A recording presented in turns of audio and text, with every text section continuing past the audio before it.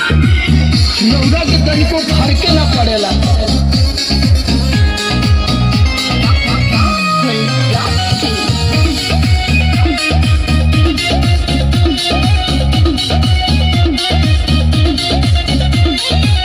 चैती बरिया मचौले बटबाही लस लस देह करे आवेला जम्हाई।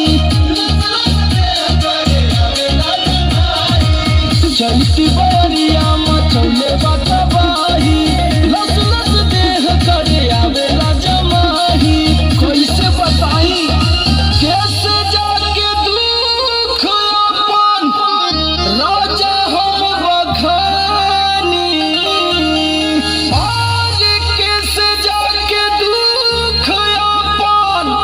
राजा हो बखानी पियौ हो जैसे जुए महुआ राजा जुए मोर जवानी। जैसे जुए महुआ राजा जुए मोर जवानी।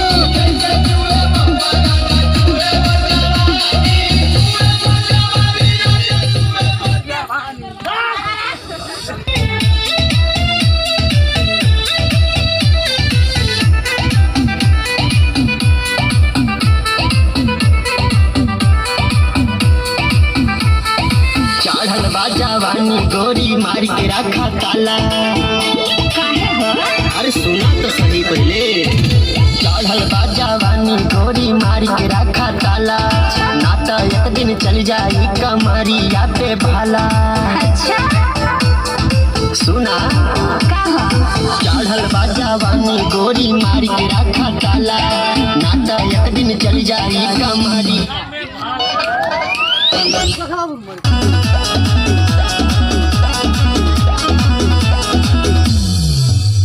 रोवत रोवत भीज गइल बासिया से होई तकिया।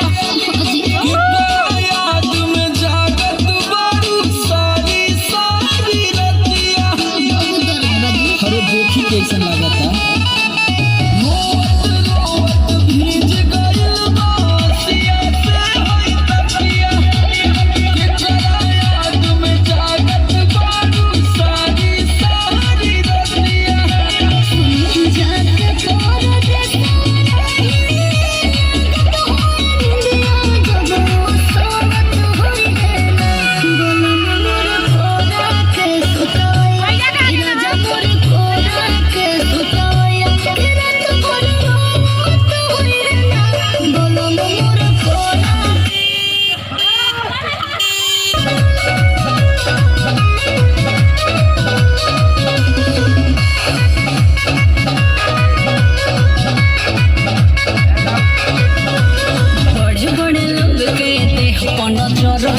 कमर के जैसन जवानी के असर है।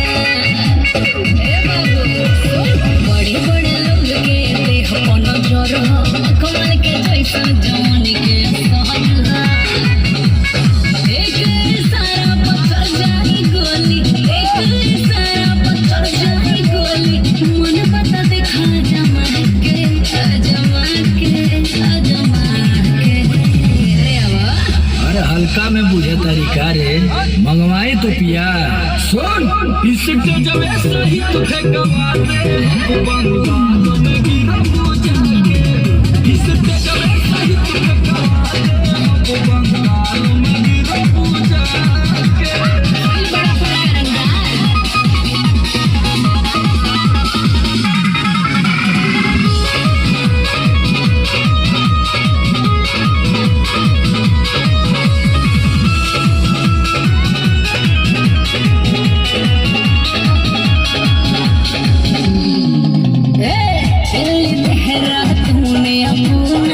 चाहे मेरे पंजाब हो। कितना लोग बिका गए बाटे हो कर हिसाब हो। जा चौका बासन तो के माथ झुका हमर घरवा पानी भरे बुद्धि ना, हम लगत बाटे बुद्धि ना।